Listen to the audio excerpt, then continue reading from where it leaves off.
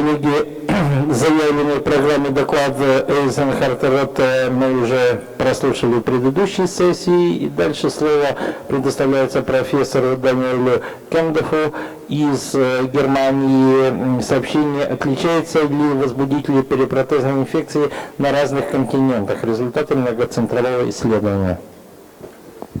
Thank you so much. Thanks for this great invitation to this beautiful city. My first time, wonderful. One of my topics is infection, work and hobby-wise. So I've been talking about infection since many years now because of my time back in endoclinic in Hamburg. However, now I work in Berlin. We want to know, when we talk about infection, the organism profile. Why is it important for us? Of course, two obvious reasons. It's a predictor of success, and we want to have an optimized surgical algorithm to treat the patients as best as we can.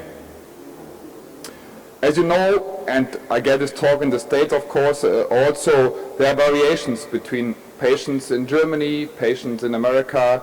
Like you have here the food. We can have the same comparison when we talk about food here in Russia versus Germany. And why, or what are the basics of some variations when we talk about antibiotics and infections of patients? In some countries, the perioperative antibiotic prophylaxis is different. There's sometimes even empirical antimicrobial therapy, and there's no always the best clue how to treat the patient best. Either 2 stages, 1 stages, so on and so on. We did an older study when I was still in endoclinic in Hamburg, with, not against, but with the Rossman Institute in Philadelphia, and we published this about the organism profile that we compared back then in our study. Of course, you have to admit those are two very high-end specialized centers on infections. So it does not necessarily reflect on all normal hospitals, let's say. But the most interesting results I'll show you here. If you look at the Staph aureus infection rate in their institution, America, almost 45%, versus we are in Germany, in Hamburg at least, we had coagulase negative infections, almost 50%. The problem with this that comes in next, the resistances. You see here the MRSA infection rate in the United States is much higher. Why is this the case? I cannot tell you. I'm not sure about this. Maybe an abuse of vancomycin or other drugs beforehand. But anyways, it's very interesting. And based on this, we came to the next idea of the next study, because we performed a group, and I'm happy that Nikolai Kornilov and also Vreden Institute have been a part of this in our study. And we are in this group trying to compare much more countries than only North America and Germany or Europe. We're trying to include basically regions or big referral centers from all over the world to get an idea what the differences might look like. Soon, hopefully, other members can join us. The hypothesis for our study was quite easy. The infecting organism differs worldwide, so we want to get an overall organism profile to compare it, and of course the antibiotic resistancy. I cannot show you the antibiotic resistancies today because the data is not ready, but the rest I will show you, of course. It's a very easy study, let's say. We relied on the intraoperative cultures in infections, of course, and we included various centers, Germany, China, Russia, as seen before. Although this is forgive me, a knee session, I start with the hip quickly. I don't want to bother you too much with all the details. Just at the end, I show you the summary. You see my friends, for instance, here from Argentina, good soccer players, but in the hand you see here in their gram stain, they have almost over 20% gram-negative infections. We know, and I'll show you later, those are the problematic infections for us. When you look at the States, a little bit different, more gram-positive, less gram-negative. Okay, that's interesting. However, the usual germ distribution, as you see in all countries that I show you, is usually Staphylococcus epidermidis, as you know from your own practice, as well as Staph aureus, of course. The same in Russia. This is Vreden Institute's data that we here got from Nikolai. Staph epi and Staph aureus predominantly. However, you see you have a lot of polymicrobial infections here, at least in Vreden Institute. So I assume maybe the others have also polymicrobial, but you know those are hard to detect. So this is one of the issues that we see all over the countries. Remember, this is only the hip side. My friends from Uruguay have another problem. They have a lot of E. coli infections. I will show you later that in my next talk about one stage, E. coli is a predominant factor for failure of treating infections. So maybe there's something wrong in Uruguay with the prevention or with the germs or with the patients. I'm not sure. I don't have all the answers. Looking at UK, you see here almost like a rather European distribution, Staph epi, Staph aureus, and some polymicrobials.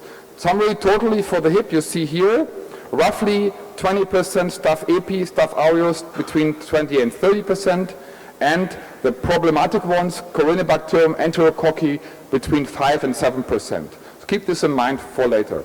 The gram stain, 20% versus 80%. This is important for our results later and the treatment options that we have in case you have a good or not so good microbiologist working with you. For the knee side, it looks a little bit different, interestingly. Coming back to Argentina, again, they have some problems with the Pseudomonas and polymicrobial, while Staph epi and Staph aureus is the same. Uruguay, again, a high rate of Pseudomonas infections in the knee. We have no clue yet why this is the case. While we work on the resistances, we hope to find the answer soon. United States, again, Staph aureus and Staph epi, an undefined Staphylococcus species, as we see almost the same in Europe. Russia, here comes for you especially the data, 30-30 roughly. However, also, as seen before, the roughly 10% microbial infections. UK, again, almost the same as before, but you see here others. In many cases, and I think this is a problem worldwide, we're not always able to detect the germ. We know it's infected, it has a sinus and it looks infected, but even the microbiologists are unable to identify. This might be, I assume this might be in a lot of cases fungal infections, which is of course even more severe and more problematic to treat. Italian friends, okay, you see Staph epi 50%. I don't know, maybe the pre-op washing is not so good as we should do in usual cases, but anyways, our friends from Italy. So look at the knees. Again, roughly the same like the hip, but a little bit different in some propioni and Pseudomonas. Propioni almost plays no role at the knee side. Interesting. I don't know. It's maybe more far away from the, let's say, critical regions or whatever. Staph aureus and Staph epi roughly the same. So very interesting data. Of course, it doesn't give us all solutions, but at least we have a clue. A gram stain, total knee PGI, little bit less gram negative, which is good for us because the treatment options are just better, even if you have a MRSA infection or others. So final gram stain, you compare here, you see here a good data, roughly 600 patients, and you see the comparison, and you might take this into account for your own patient in your home hospital. Staph epi and Staph aureus, as we know, this is not new information, predominantly existing all over the world. So let's go on with our fight against infection. We know it's a teamwork, I come to this later. We have to be clue, as at least we know there are differences in the countries. This assumes why we might have other results afterwards. So if somebody reports about his results in total knees infection, 1 stage, 2 stage, whatever. In Russia versus Germany, they might have even worse results in one country because the patient population or the gram stain is a different one. So keep this in mind when you think about infections. Of course, we have several limitations in our studies. Those are only high volume referral centers. There's a patient selection, low cohort number, and we compared them. And there are local influences, as I've shown you before. So conclusion, there are different organism profiles. We will soon together with Nikolai publish this in combination with the resistograms of the patient, which is important, and hopefully we are able to publish even this in a 5 or 10 year results. Some things we cannot change, as you see here. Some things we might be able to change in the future. So altogether, I say spasiba, thank you, and thanks for your comments later, hopefully. Thank you so much. Спасибо, Даниэль.